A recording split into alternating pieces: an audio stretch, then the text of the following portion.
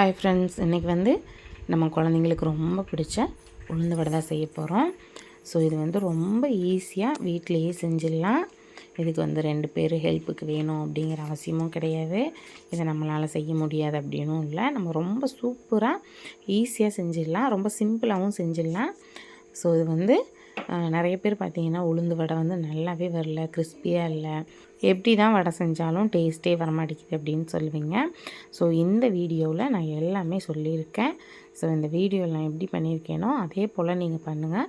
டேஸ்ட்டும் சூப்பராக இருக்கும், அதே போல் வடையும் நல்லா கிறிஸ்பியாக வரும். ஸோ இப்போ இந்த உளுந்து வடை எப்படி செய்கிறதுன்னு பார்க்கலாம். வீடியோக்குள்ளே போகிறதுக்கு முன்னாடி இப்போ தான் நம்ம சேனலை ஃபஸ்ட் டைமாக பார்க்குறீங்க அப்படின்னா நம்ம சேனலை சப்ஸ்கிரைப் பண்ணி பக்கத்தில் இருக்க பெல் ஐக்கானை கிளிக் பண்ணி வச்சுக்கோங்க. அப்போ தான் நான் போடுற வீடியோ உங்களுக்கு நோட்டிஃபை ஆகும். இப்போ இந்த உளுந்து வடை எப்படி செய்கிறதுன்னு பார்த்துடலாம். முதல்ல உளுந்தம்பருப்பு ஊற வச்சுக்கலாம். உளுந்தம்பருப்பை வந்து இன்றைக்கி நான் 1/2 கப் அளவுக்கு எடுத்திருக்கேன். உளுந்தம்பருப்பை நல்லா 2 டைம் வாஷ் பண்ணிவிட்டு ஒரு 2 மணி நேரம் வந்து ஊற வச்சுக்கோங்க. உளுந்தம்பருப்பு இந்த அளவு நல்லா ஊறி வரணும். நான் ஏற்கனவே ஊற வச்சு எடுத்துட்டேன். உளுந்து பார்க்கும்போதே தெரியும் நல்லா வந்து ஊறிடுச்சு. இப்போ வந்து இதை நம்ம வந்து கிரைண்டரில் சேர்த்து இதை நல்லா மாவாக அரைச்சிக்க போகிறோம். நீங்கள் வந்து இன்னும் கொஞ்சம் அதிகமாக வடை செய்கிறீங்க அப்படின்னா நீங்கள் வந்து 1 கப் அளவுக்கு நீங்கள் உளுத்தம்பருப்பு சேர்த்துக்கோங்க. அதாவது நம்ம எவ்வளவு தேவையோ அதுக்கு தகுந்த மாதிரி நீங்கள் வந்து உளுந்தம்பருப்பு எடுத்துக்கோங்க. வீட்டில் இருக்க ஏதாவது ஒரு கப்பில் நீங்கள் வந்து அளந்து எடுத்துக்கோங்க. நீங்கள் எந்த கப்பால் உளுந்தம்பருப்பு வந்து அளந்து எடுக்கிறீங்களோ அதே கப்பால் எல்லா பொருட்களையும் அளந்து எடுத்துக்கோங்க. பாருங்கள், இப்போ வந்து மாவு நல்லா அரைச்சிருச்சு. நல்லா வந்து ஃபைனாக மாவு அரைச்சிக்கோங்க. உளுந்து வந்து கொஞ்சம் கொஞ்சமாக அரைப்படாமல் இருக்கும். ஸோ அப்படியெல்லாம் இல்லாமல் நல்லா வந்து மாவு அரைச்சி எடுத்துக்கோங்க. மாவு அரைச்சிருச்சு அப்படிங்கிறத எப்படி தெரிஞ்சுக்கணுன்னா, நீங்கள் உளுந்து மாவை இது போல் கொஞ்சமாக கையில் எடுத்து இப்படி விட்டிங்கன்னா அது அழகாக பால் போல் கீழே வந்து விழுகும். அதுதான் பார்த்திங்கன்னா கரெக்டான கன்சிஸ்டன்சி. இப்போ நமக்கு வந்து நல்ல மாவு ஆட்டிடுச்சு. ஸோ இதை வந்து வேறு பாத்திரத்தில் மாற்றி வச்சுக்கலாம். நீங்கள் இட்லிக்கு கூட மாவு அரைக்கிறீங்க அப்படின்னா உளுந்தம்பருப்பை இது போல் தான் நீங்கள் அரைச்சி எடுத்துக்கணும். அதுதான் வந்து கரெக்டான பதம். இப்போ வந்து நம்ம உளுந்து மாவு ஆட்டி எடுத்தாச்சு இல்லை, இதில் வந்து நான் வந்து 1/4 கப் அளவுக்கு அரிசி மாவு எடுத்திருக்கேன். நம்ம வந்து ஏற்கனவே 1/2 கப் அளவுக்கு உளுந்து மாவு எடுத்திருக்கோம். இது வந்து நம்ம வெறும் உளுந்து மாவு மட்டும் போட்டால் அதிகமாக எண்ணெய் குடிக்கிற மாதிரி இருக்கும். அதனால் ஒரு 1/4 கப் அளவுக்கு நீங்கள் வந்து அரிசி மாவு சேர்த்துக்கோங்க. வடை வந்து நல்லா கிறிஸ்பியாக வரும். இது கூடவே கொத்தமல்லி இலை, கருவேப்பிலையும் சேர்த்து 1/4 கப் அளவுக்கு சேர்த்துக்கோங்க. இன்னும் கொஞ்சம் உங்களுக்கு கிறிஸ்பியாக வேணும்னா இதில் வந்து 1/4 கப் ரவை சேர்த்துக்கலாம். இது கூடவே இப்போ வந்து நம்ம தேவையான அளவு உப்பு சேர்த்துக்கலாம். உப்பு சேர்த்துட்டு இதில் நீங்கள் வேணும்னா பச்சை மிளகாய் சேர்த்துக்கோங்க. நான் குழந்தைங்களுக்கு கொடுக்கறதுனால பச்சை மிளகாய் வந்து சேர்க்கலை. உங்களுக்கு விருப்பம் இருக்குது அப்படின்னா நீங்கள் சேர்த்துக்கோங்க. இது கூடவே இப்போ வந்து 1/2 டீஸ்பூன் அளவுக்கு சீரகம் சேர்த்துக்கோங்க. 1/2 டீஸ்பூன் அளவுக்கு மிளகு சேர்த்துக்கோங்க. நான் மிளகு சேர்த்துருக்கனால பச்சை மிளகாய் வந்து சேர்க்கலை. இதுவே வந்து குழந்தைங்க சாப்பிட்றதுக்கான காரம் வந்து கரெக்டாக இருக்கும். எல்லாம் சேர்த்துட்டு நல்லா வந்து இது போல் மிக்ஸ் பண்ணிக்கோங்க.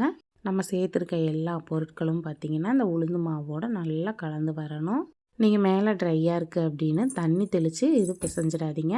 தண்ணி வந்து சேர்க்கவே கூடாது. உளுந்து மாவு அரைச்சதுக்கப்புறம் நல்லா வந்து மிக்ஸ் பண்ணிவிட்டு இதில் வந்து நம்ம இன்னும் வெங்காயம் சேர்க்கலை. ஸோ நல்லா முதல்ல மிக்ஸ் பண்ணிக்கோங்க. வெங்காயம் வந்து முதல்லையே நம்ம சேர்த்துட்டோம் அப்படின்னா வெங்காயம் சேர்த்ததுக்கப்புறம் இந்த அரிசி மாவில் வந்து தண்ணி விடும். ஸோ அதனால் நான் முதல்ல வெங்காயத்தை சேர்க்க மாட்டேன். எல்லா பொருளும் சேர்த்துட்டு நல்லா கலந்து விட்டுட்டு அதுக்கப்புறம் நான் வந்து வெங்காயத்தை சேர்த்துப்பேன். இன்றைக்கி வந்து நான் ஒரு 4 பெரிய வெங்காயத்தை பொடியாக கட் பண்ணிவிட்டு சேர்த்துக்கிறேன். வெங்காயம் எவ்வளோ வேணுமோ அவ்வளோ நம்ம சேர்த்துக்கலாம், நம்ம விருப்பம்தான். உங்களுக்கு வெங்காயம் பிடிக்கும்னா நீங்கள் வந்து அதிகமாக கூட சேர்த்துக்கோங்க. சேர்த்துட்டு இது போல் நல்லா வந்து கலந்து வச்சுக்கோங்க. கலந்து விட்டு இதை வந்து ஓரமாக வச்சுக்கோங்க. அதுக்குள்ளே வந்து நீங்கள் பொரிக்கிறதுக்கு தேவையான அளவு ஆயில் வந்து ஹீட் பண்ணி வச்சுக்கோங்க. இப்போ எல்லா பொருளும் சேர்த்து நான் வந்து நல்லா மிக்ஸ் பண்ணி வச்சுட்டேன். இது ஒரு ஓரமாக இருக்கட்டும். இப்போ வந்து மாவு ரெடி ஆகிடுச்சு. கூட பார்த்திங்கன்னா நான் வந்து பொரிக்கிறதுக்கு தேவையான ஆயிலும் நல்லா ஹீட் பண்ணி வச்சுருக்கேன். எண்ணெய் வந்து நல்லா சூடு பண்ணிவிட்டு மீடியம் ஃப்ளேமில் வச்சுக்கோங்க. மீடியம் ஃப்ளேமில் வச்சுட்டு நம்ம வடை தட்டுறதுக்கு முன்னாடி 2 கையும் வந்து தண்ணியில் வந்து நனைச்சிக்கோங்க. அப்போ தான் நம்ம வந்து வடை தட்டி எடுக்க கரெக்டாக இருக்கும். இல்லைன்னா கையில் ஒட்டிக்கும், வராது. ஸோ உங்களுக்கு வந்து காமிக்கிறதுக்காக நான் வந்து இது போல் கையில் வச்சு ஹோல்ஸ் போட்டுட்டு நான் வந்து ஆயிலில் வந்து போட்டிருக்கேன். ஸோ நான் வந்து அப்படியே ஆயிலில் வந்து நான் போட்டுடுவேன். இப்போ பிகினர்ஸ் எல்லாம் வந்து நீங்கள் டைரெக்டாக ஆயிலில் சேர்க்காதீங்க. எண்ணெய் வந்து மேலே தெறிக்கிறது போல் இருக்கும். நீங்கள் இது போல் கையில் வச்சுட்டு ஹோல்ஸ் போட்டு நீங்கள் வந்து ஆயிலில் சேர்த்துக்கோங்க. இப்போ வந்து எண்ணெயில் போட்டாச்சு. எண்ணெயில் போட்டு நல்லா வந்து கோல்டன் ப்ரௌன் கலர் ஆனதும் மீடியம் ஃப்ளேமில் வச்சு 2 நிமிஷம் நீங்கள் வேக வைக்கணும். இல்லாட்டி உள்ளே வந்து மாவு வேகாத மாதிரி இருக்கும். ஒரு 2 நிமிஷம் வேக விட்டிங்கன்னா நல்லா மேலெல்லாம் கிறிஸ்பியாக இருக்கும், உள்ளே சாஃப்டாக இருக்கும். ஸோ நல்லா கலர் சேஞ்ச் ஆகி வந்ததும் இதை வந்து ஆயிலிருந்து வெளியில் எடுத்துருங்க. இப்போ வந்து வடை நமக்கு ரெடி ஆகிடுச்சு. இதே போல் மீதி இருக்கிற எல்லா மாவையும் நம்ம வந்து வடை பொரித்து எடுத்துக்கலாம்.